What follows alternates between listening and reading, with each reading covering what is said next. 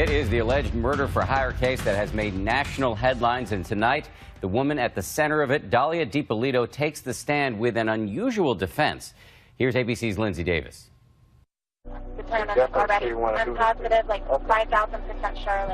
Dipollito, the woman caught on tape saying she was 5,000% sure she wanted a hitman to kill her husband, was back in court yesterday.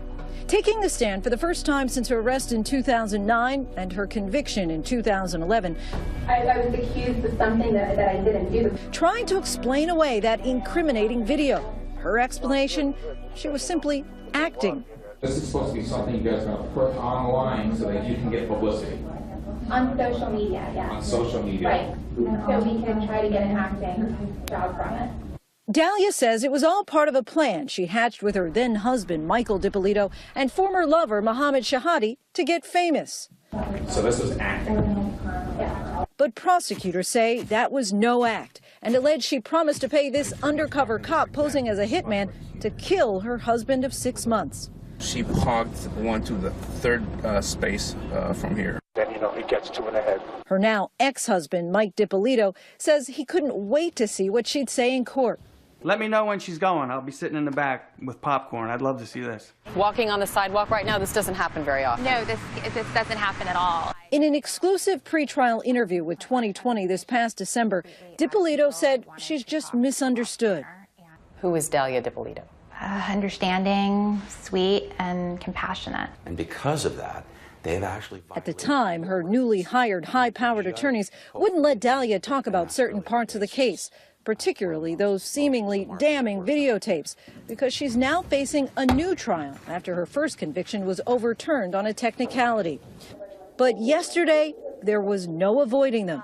She's forced to watch that moment we've all seen again and again. 5,000% Charlotte. That's all Mohammed told you to say, right? Yes, he told me to say that. Yeah, you're 5,000% sure, ready to go. I needed to project confidence, and yeah, but that's what he told me. I needed to make it look believable. Gotcha. Perhaps the most surreal moment in the courtroom, when the prosecutor plays an audio tape of her trying to explain to her then-husband Mike that she actually didn't pay to have him killed. Mike, please, I needed to tell you, can you please help me? It's not the truth. You said you wanted to have me killed. I heard that. It's not. Of course, according to her, Mike was in on the performance from the very beginning.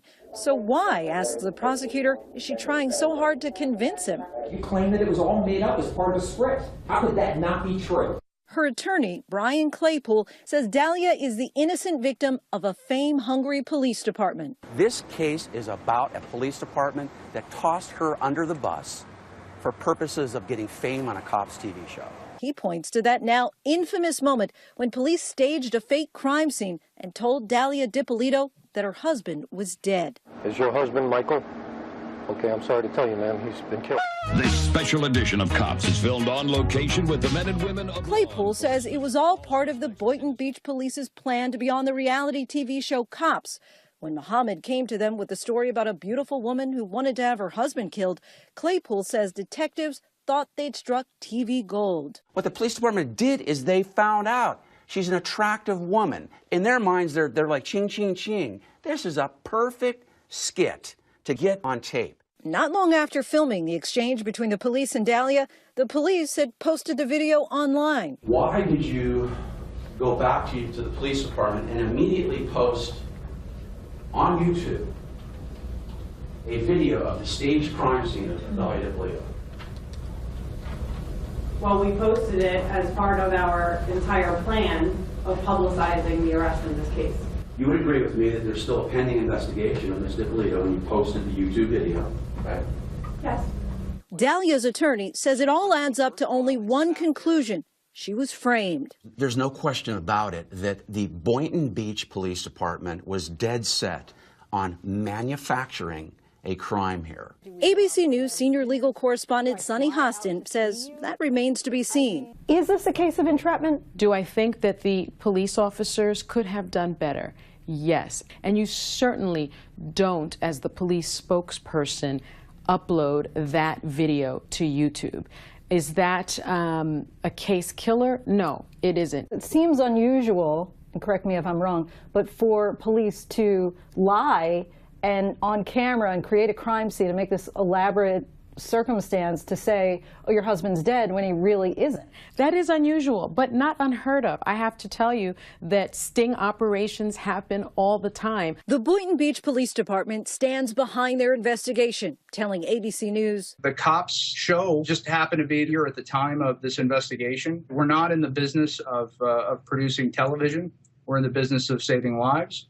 And we believe we did that in this case. And just yesterday, issuing a statement, we trust in our state attorney to successfully prosecute this case, and we're confident we have given his office sufficient evidence to meet the state's burden. Still, Dalia's attorneys have filed a motion to dismiss the case based on evidence of what they say is police misconduct. If the case isn't dismissed, a new trial is set to start this spring. And there's one person who says he has no doubt Dalia is guilty. I am 5,000% sure she tried to kill me. For Nightline, I'm Lindsay Davis in New York. Thanks to Lindsay Davis. And you may have noticed Sunny Hostin providing legal analysis during that report. We would like to welcome her officially to ABC News. She's joining us as senior legal correspondent and analyst.